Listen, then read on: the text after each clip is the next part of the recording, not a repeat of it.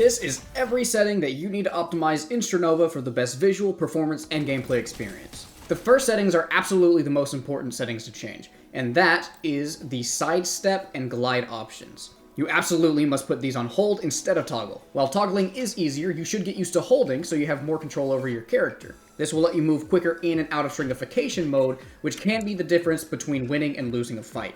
It is especially important to have these settings on for slow-firing characters, such as those with shotguns, snipers, or DMRs. And I'll show you why real quick. These characters can weave in and out of sidestepping and shooting at the top firing speed while being almost impossible to hit. No escape! You're no match for me. And you can't do that with toggle. So if this is on hold, you can actually just hold down the sidestep button and spam your shots, and so it's super easy tech that you really should implement in your gameplay if you have anyone that fires slowly.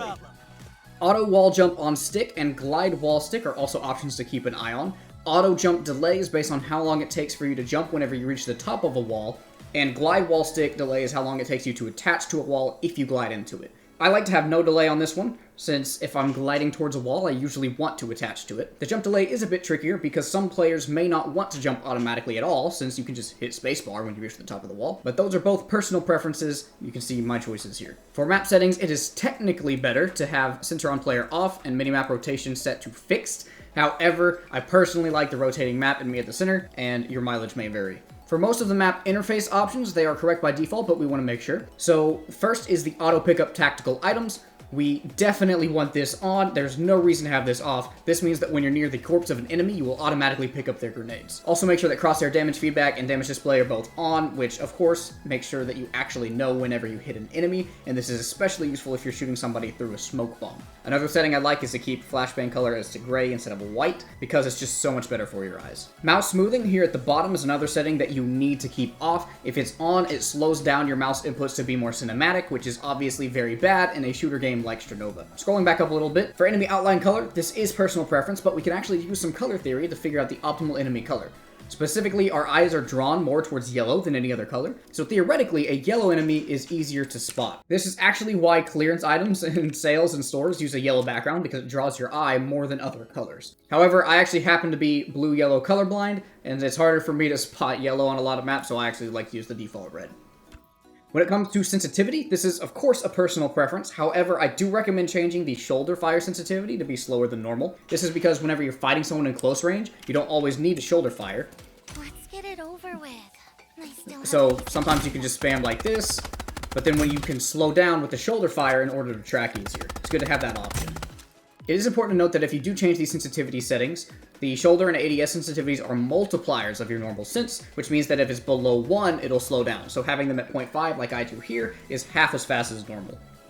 Crosshair settings are also mostly personal preference, but there's a couple of things to note. One is the global crosshair setting, which is off by default, and this means that the crosshair you make won't apply to shotguns, flamethrowers, and melee weapons. If you do want your crosshair on those weapons, make sure to turn this on. Another crosshair setting to check is movement error and shot deviation. In a game like Valorant, you want this off, but I actually find it really helpful in Strinova because it helps you show the recoil patterns. Every gun and every character has different recoil patterns, and so it's a reminder, if you have the movement and shot deviation on, that your bullets aren't always pinpoint precision whenever you're firing. By default, this is on your inner crosshair, but you have the option to turn on an outer crosshair if you don't want this on your inner crosshair, and then you could keep the movement and firing error on, and I'll show you what that looks like. For performance optimizations, you really want to run your game in full screen. The game launches in borderless full screen by default, but full screen tells your computer to focus on the application, so it usually has performance benefits. Borderless full screen will let people with multiple monitors switch out of the game window more easily, but it does come with a slight performance loss. And while you're in the screen settings, make sure that vertical sync is off. Really the only reason to turn this on is if you're using your mom's old work laptop that runs the game at 20 FPS.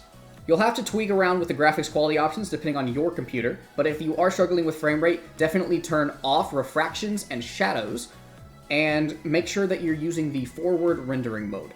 And those are what I have found to be the most effective at boosting your FPS. And then of course, frame rate and ping, always nice to have on.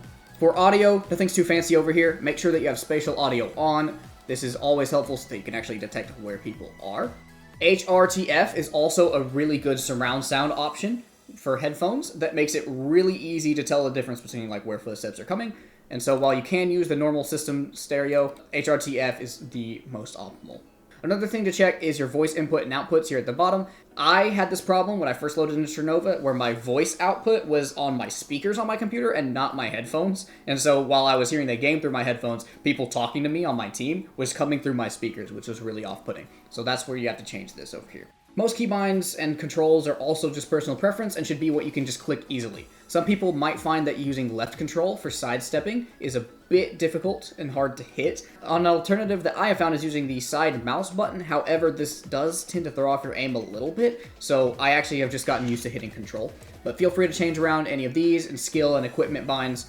Lots of different things that you can do here. If you come from a game like Overwatch, you might want to make your ultimate Q and your active skill something else, but again, these are just personal preference. I like to try to keep as much default on as possible. I also like to turn on shoulder firing mode on hold and ADS mode on hold, and this, again, gives you greater control of where you're shooting. So me being able to go in and out of firing mode, depending on what the situation calls for, and again, scoping in. Sometimes I've found that, like, people walking up on me, I'm shooting at somebody at long range, and then someone will walk up close, and it's really nice to be able to just let go of the button rather than clicking it again. Saves you time. So in equipment in combat, there is the weapon switch option, and this is on weapons and tactical items by default, and this means that if you use your scroll wheel to scroll through, it'll swap between your guns and your grenades like this, just scrolling through. Now, this can be a problem if you are somebody who accidentally uses the scroll wheel quite often, in which case you can actually just switch over to weapons only, which will only swap between your primary and your sidearm, which is quite useful. Aside from this, there are some helpful keybinds that I'll quickly point out. One is the character skill description, which is F1 over here. And this is really useful when you're just starting out, because if you pick a character and you forget what their skill or their ultimate does, you hit F1 and it gives you the whole character description. Another one is the refuse surrender option, which is F6. This is important to remember because you should never surrender, because I believe in you. And that is going to be it for this video. I hope you guys found this helpful. This is basically all the basic settings. And if you guys want to see a video of me going over specific crosshairs, let me know in the comments, and I'll make one showing the top crosshair options. This has been CJ. See ya.